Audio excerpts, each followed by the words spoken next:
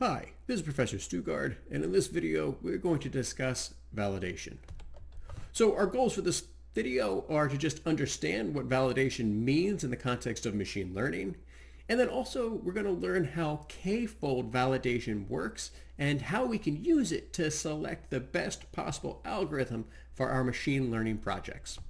So, first of all, validation. Now, a validation set is a pretest that we use to hopefully try to optimize and evaluate our model.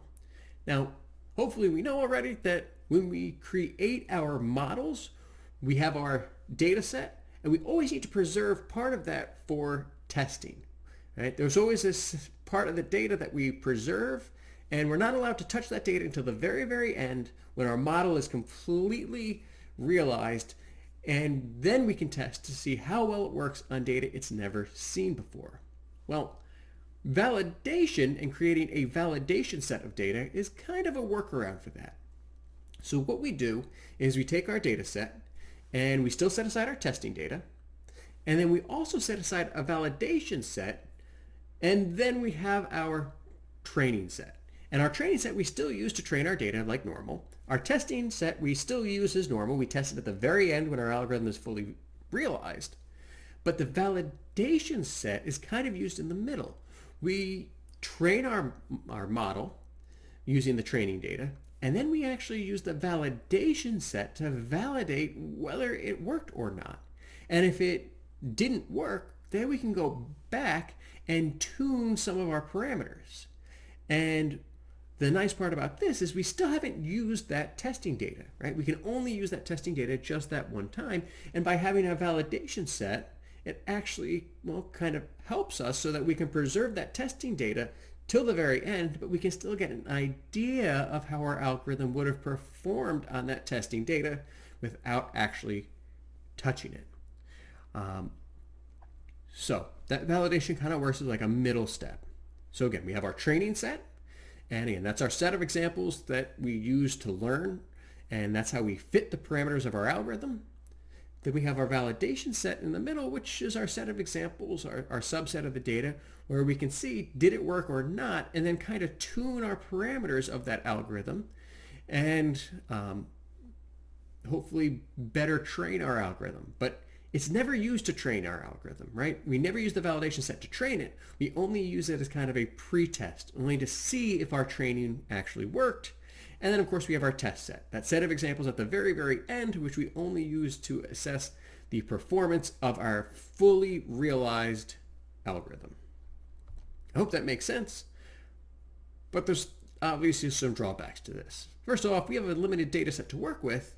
Well, setting aside data for validation and for testing, that's going to take up a lot of our data set, and we might have a poorly trained algorithm, right? If our training data set is too small, if we don't have enough data in the training set, underfitting, overfitting, these become big problems because there's just not enough data to generalize what the model should look like. So how can I hopefully get around this issue?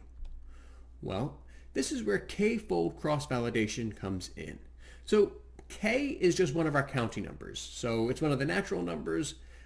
It's the discrete values 1, 2, 3, 4, 5. It's our counting numbers. So if I say k-fold cross-validation, that means k is just a counting number. So for this example, we're going to say k equals 5, which means I'm doing a 5-fold cross-validation. But again, remember that k is just a counting number. So even when we talk about k nearest neighbor, or k means clustering, right? K is just some counting number that we choose. So for this example, we're going to choose k equals 5 for a 5-fold validation. And what this means is we take our original data set and we're going to split it into 5 different subsets or 5 different folds. And what we're going to do is if we have 5 folds or 5 subsets, we're going to run our experiment 5 times, each for one of the folds, where what we do is each time we run the experiment, we hold one of those folds or one of those subsets out, and that's kind of our testing data or our validation data. And we train our model with only the other 4 that are available. Then at the end, after we run our experiment 5 times, we can average those results to see how well our algorithm actually did. And then we can actually use that then to compare against different algorithms and see which one worked the best. Again, typically we use this with limited data sets, but again, it actually works really well with any data set where we want to figure out which algorithm works best. All right, so let's take a look at this example. So I have my 5-fold cross-validation. So I have my data set, I split it into 5 chunks, and I'm going to run an experiment for each one of those 5 chunks, so 5 experiments, and in each one of those experiments, one chunk of that data gets withheld. We don't train our data, we just test on it. So for example, let's say, again, I want to do a classification problem. So the first algorithm I'm going to check is my k-nearest neighbor algorithm. I have my data set split into 5. I hold the first fold. All right, that first fold gets held out. I train my algorithm. I train my k-nearest neighbor just on those other 4.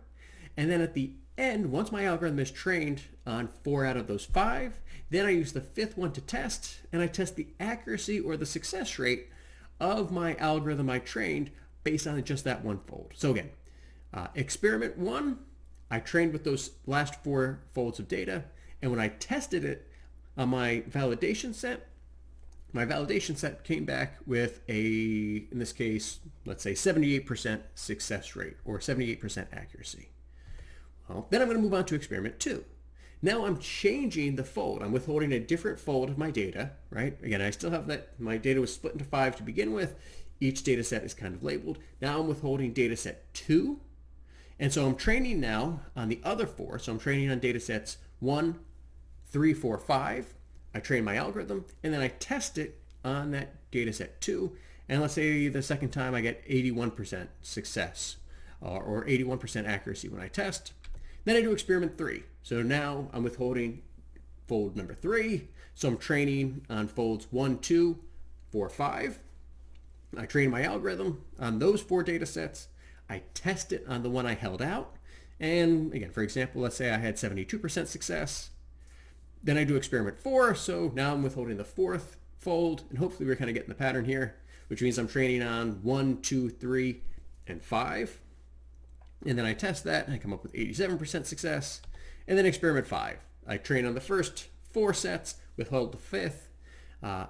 And then once I have trained on just those 4, when I test it against that 5th one, now I have 85% success. And so I'm going to record all of these results. So when I use my k-nearest neighbor algorithm, experiment 1 had a success rate of 78, then experiment 2 had a success rate of 81, then 72, 87, and 85, and I find the average. So across those 5 experiments, the average success rate, the average accuracy for using the k-nearest neighbor was 80.6%. Now I'm going to go try a different algorithm. So now I'm going to try my support vector machine, my SVM, to try to classify my data, right? To try to figure out where's that line of classification.